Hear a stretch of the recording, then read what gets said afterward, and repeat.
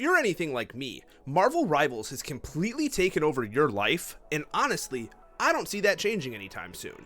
Now, this would be perfectly fine if it wasn't for one small issue. I can only play Cloak and Dagger. For those unfamiliar, this is a support character that essentially has an aimbot, meaning I can sit behind my entire team, healing them with magic bullets that always find my target. Sounds pretty easy, doesn't it? Well, as I've continued to play, this has begun to be an issue, as currently, Cloak and Dagger is a very common character to ban in the higher ranks of competitive. Now, on my climb up to GM, I kept running into the same problem. Dive characters were ruining my day. So I figured, how hard could it be to learn one? Rivals uses a star system to show how difficult any given character is to use. Simple characters like Rocket Raccoon are 1 star, while more complex ones are 5. Out of the current 37 characters, only 2 are considered to be at the highest difficulty level, Spider-Man and Psylocke. So this is my story on how I became an expert Spider-Man player. Oh my god, you're doing so terrible, bro. Alright, so this is how I actually became an expert Psylocke player. I'll go over Psylocke's kit once we get into the games, but first, I wanted to outline a few things related to the challenge. First, this was recorded before the Season 1.5 update was released, meaning there's no Thing or Human Torch running around. Second, I did solo queue for most of this, but there were times my friends asked me to play and I couldn't say no. Finally, I have to use Psylocke for all 100 games. No swapping, no matter what, even if my teammates hate me. Does this make me a hypocrite since I yell at my ranked teammates for doing this? Yes, absolutely. Am I still going to do it anyways? Of course. You'll be seeing the best and worst clips from all of my games, since all 100 took me over 15 hours to do. Let me know down in the comments what rank you'll think I'll make it to, and stay tuned till the end to find out. If you enjoyed this style of content and want me to do more in the future, be sure to drop a like and subscribe. With all that out of the way, let's get into the games. Alright, we're gonna go crazy. Ready, guys? You're gonna be shocked this is my first game. Here they come now.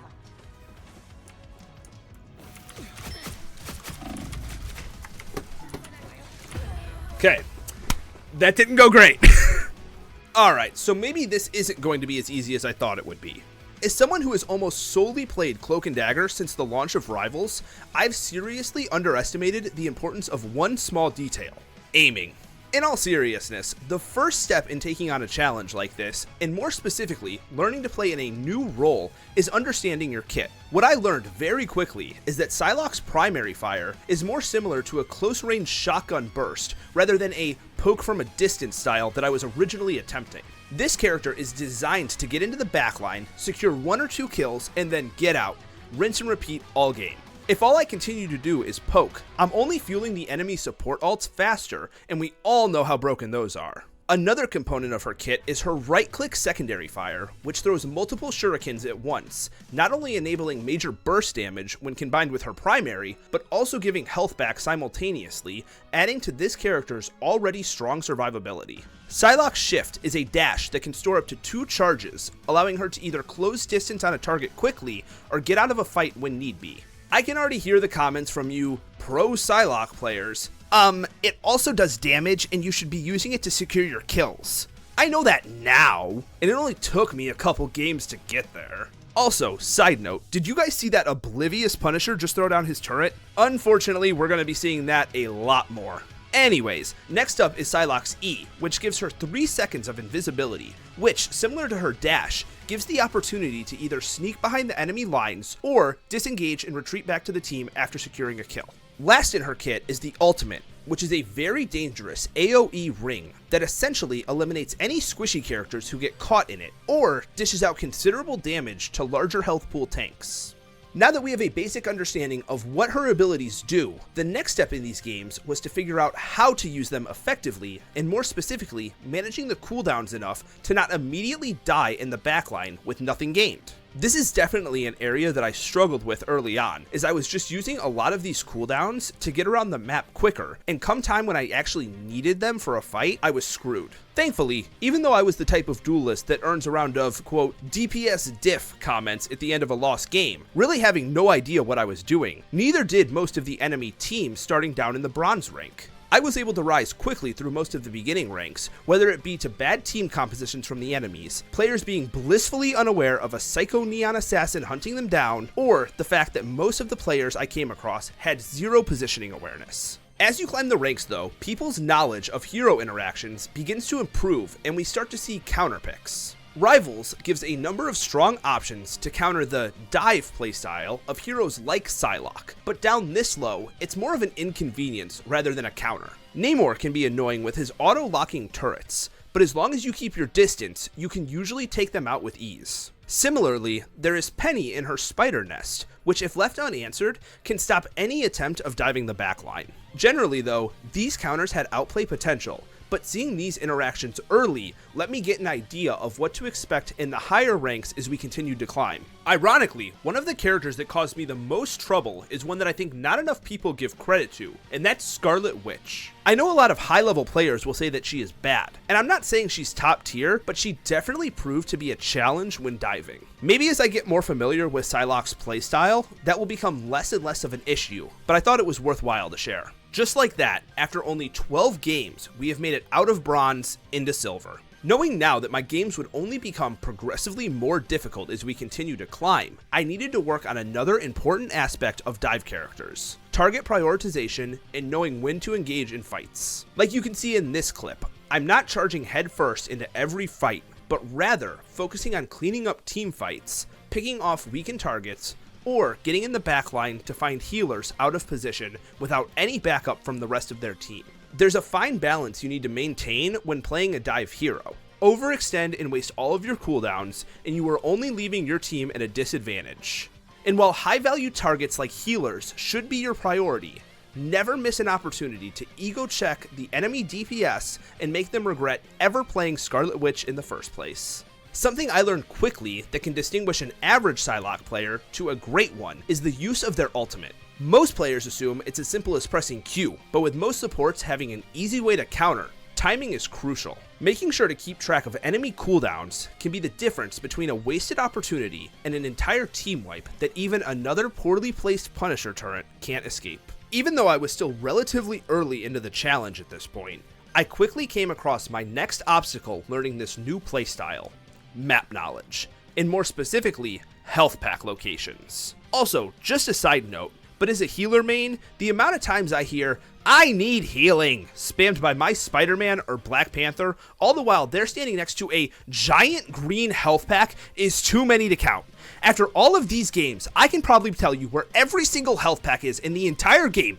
I don't know how it is so So, anyways, map knowledge. As I became more comfortable on each map and truly began to understand the flow of how they all played, I learned that Psylocke definitely has maps that she excels on more than others. When it comes to domination maps, there wasn't a single one that I felt gave me a disadvantage. I did have to spend a decent amount of time figuring out all of the side paths and angles that I never had to use as a support though. For Convoy, Yggdrasil path would often cause me issues on defense and always felt more favored to offense. Even then, I would sometimes struggle to dive on this map, instead choosing to stay on the front lines. Shin Shibuya was the worst map to play on Convergence, again, mainly on defense, but offense felt fine here as well. This might be an unpopular opinion, but Clintar was where I had the best defenses, especially since it allows for diving even before the point is captured. Coincidentally, game 23 was the best example of this and ended up being my best game stat-wise of the entire challenge. Switch the cap, so you're the only bro. I was running away, dude. And I called benefactor. Oh my god, dude.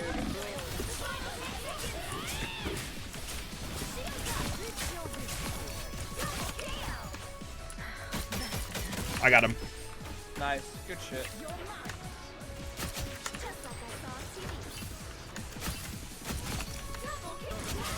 Get your picks, get picks. There we go. Damn, I actually got two there. Yeah, I was like, I don't want him to die in that ult.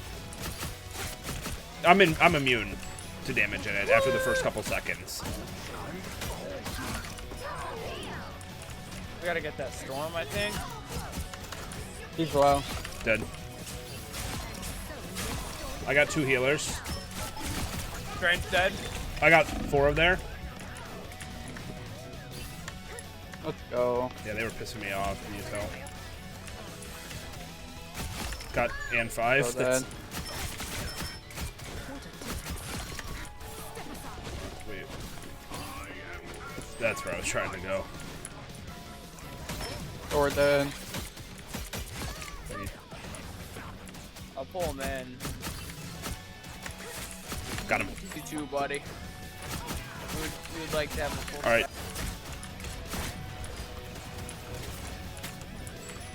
Did they just let us get this? Well, they pushed up too far and died. Now that we're over a quarter of the way through the challenge, I've begun noticing that enemy teams are starting to run more coherent strategies, whether it be dive comps themselves, triple support teams, or double shield with Doctor Strange and Magneto. With the higher skill level, players are starting to understand game mechanics more now, which means we will have a tougher time going forward finding easy opportunities to dive. We also see more teams taking advantage of the team-up abilities, specifically Namor and Luna Snow's team-up, giving Namor an extra turret to protect his backline. Counterpicking is definitely becoming more prevalent as most players have begun to run multiple characters effectively, where up to this point, we have really only seen players stick to one main. On the plus side though, I am seeing more communication on my team, enabling a more coordinated push when it comes time to jump the backline or start a team fight. Characters that also thrive in close range engagements, such as Iron Fist, Punisher when he is using his shotgun, or even Winter Soldier, are starting to give us more trouble if caught off guard. Those aforementioned anti-dive characters are starting to get more confident as well, meaning I can't always get in and out of the backline quite as easily as I'd like.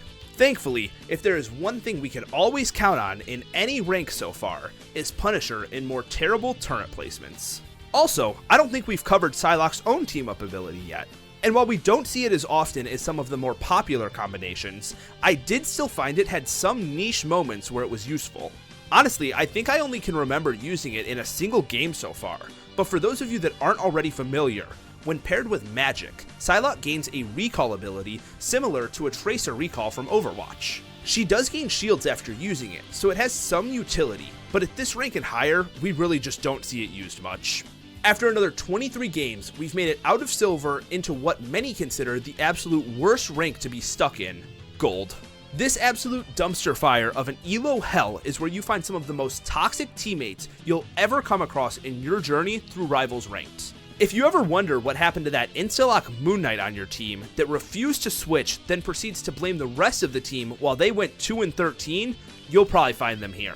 Alternatively, you'll find players with absolutely insane mechanical skill, but have zero game awareness, all the while attempting to try and explain how jumping into a 1v6 fight against the enemy team was a quote smart play. Now, I'll be honest with you guys, even though I was having some decent games, the mental toll this rank took on me was enough to almost stop here. I would win a game just to turn around and lose the next 2. At this point, I had to seriously ask myself, is it worth putting myself through this anymore? We aren't even halfway through the challenge and I've hit an absolute low. But thankfully, just when I needed a sign to keep going, even in gold, another terrible Punisher turret was all the motivation I needed to keep pressing on. The Aussie died, that's what I'm saying. Okay, awesome.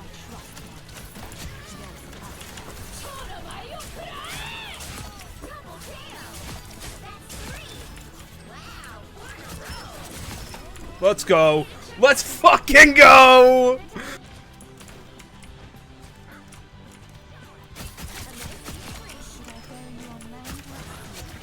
You guys think I dove Jeff like good enough there? Like, did I fucked him up pretty good, I think.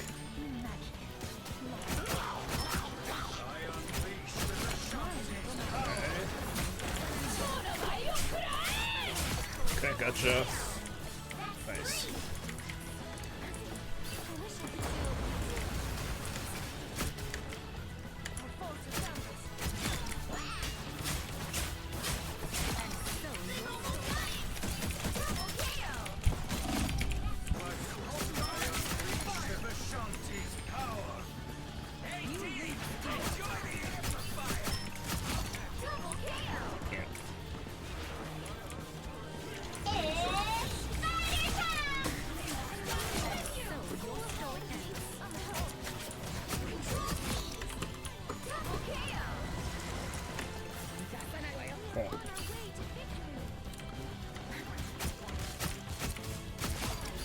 From that moment, I really feel like I hit my stride. I'm not sure if I was just having a really good night or what, but I found myself on a pretty nice winning streak in this last leg of the gold grind.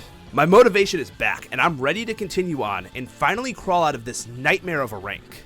I will say though, at this point, my games have been challenging enough that I can really see a difference in my own skill level from where we began. Now, I hear those pro Psylocke keyboards typing up a storm again. All you've done is click Q in every clip. You aren't good. Blah blah blah. And you know what? You might be right. But for every great Psylocke ult, there's an equally terrible one. And do you know how we handle those?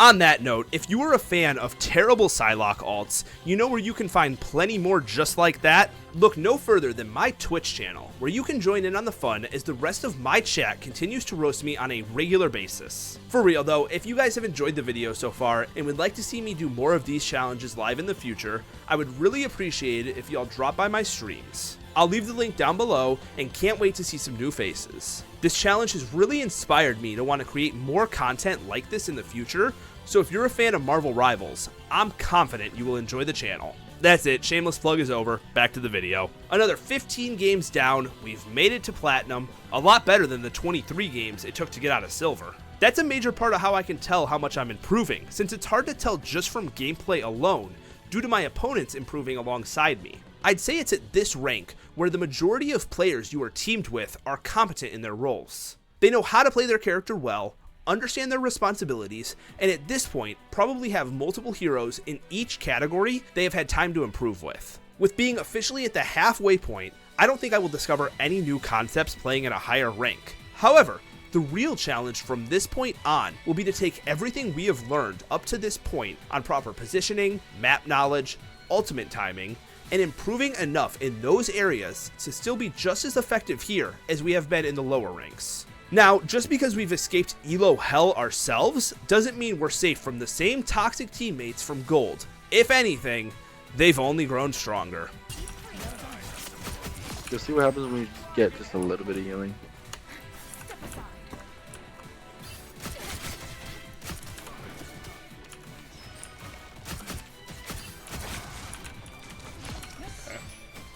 The healer down. Why the fuck would you ult there? The fuck was that? Don't say shit to me, bitch. Say yes, daddy. You Good job, solo daddy. ulted a fucking Star-Lord at a quarter HP, you fucking bum.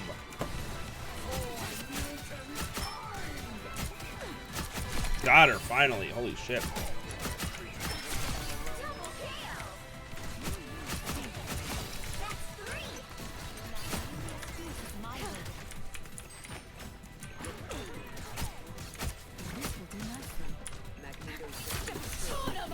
Fuck you.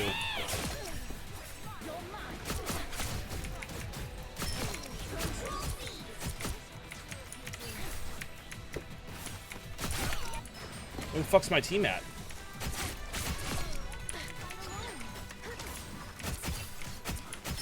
Okay.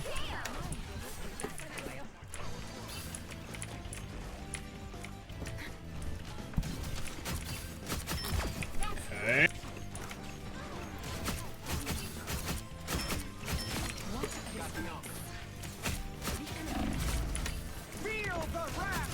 Nope.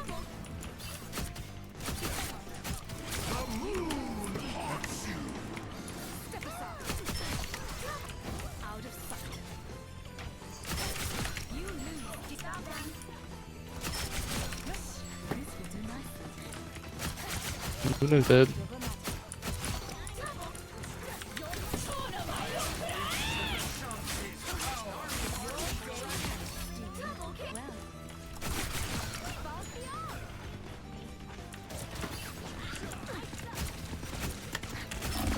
You know, I probably should have taken this as a sign for what was to come during my grind in Platinum. This rank has proved to be quite challenging in my first several games. On top of that, what I began to notice is that games stopped coming down to misplays from one team. Rather, one team would have a much better composition or just overall better players, leading to one-sided matches. Now, I never went into this challenge expecting to easily climb all the way to GM and above, but I never expected games at this level to be this challenging.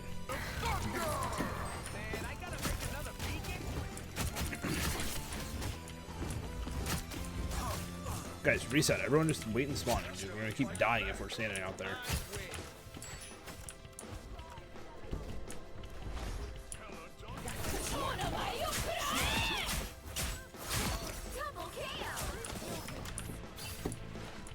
Thought there was one in here.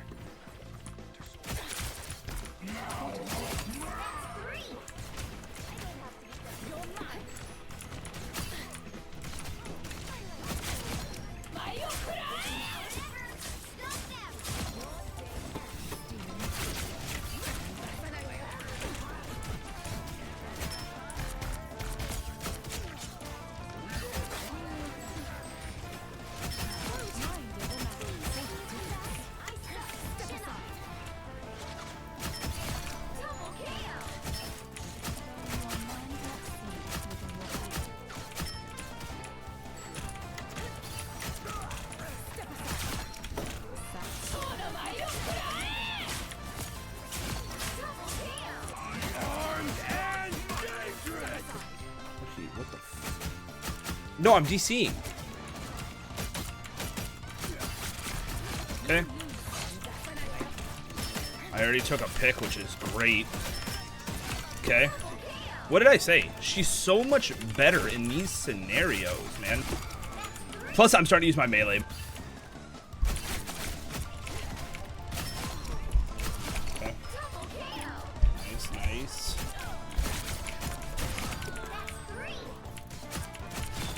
Okay, let's just all back here.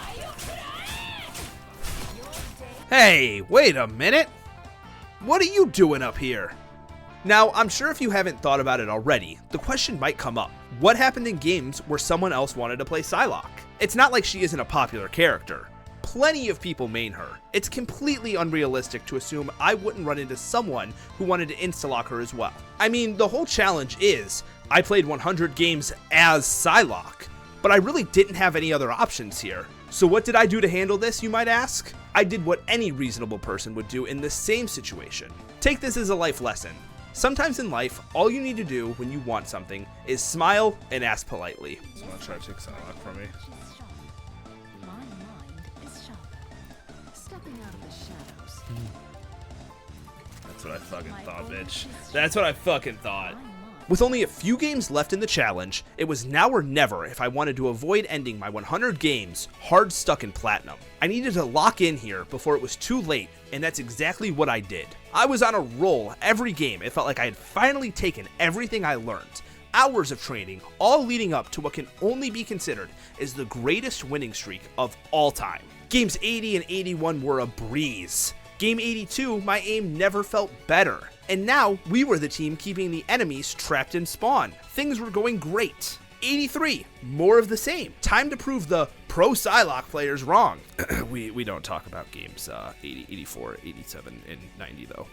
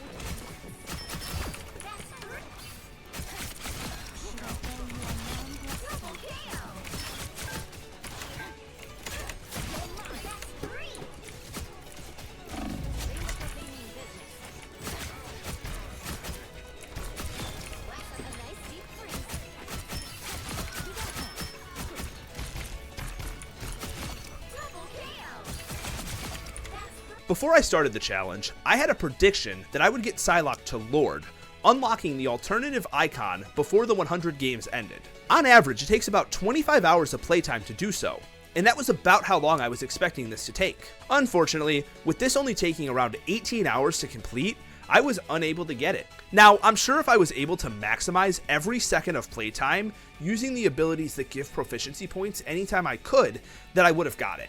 Now, as we got ever so close to being at the end of this challenge, I had decided that if I hit Diamond, I wanted to play the 100th game on my main Grandmaster account to once and for all prove all those pro Psylocke players wrong, to show them that I'm finally one of them.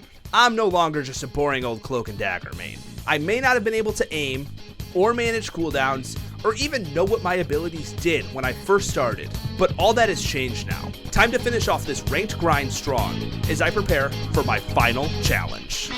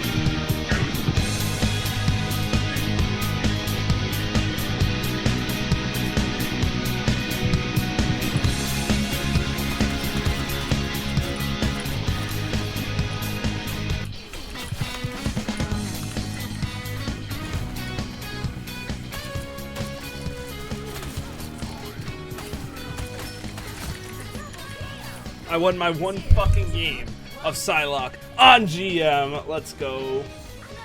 Whew, that's 100 games, Billy!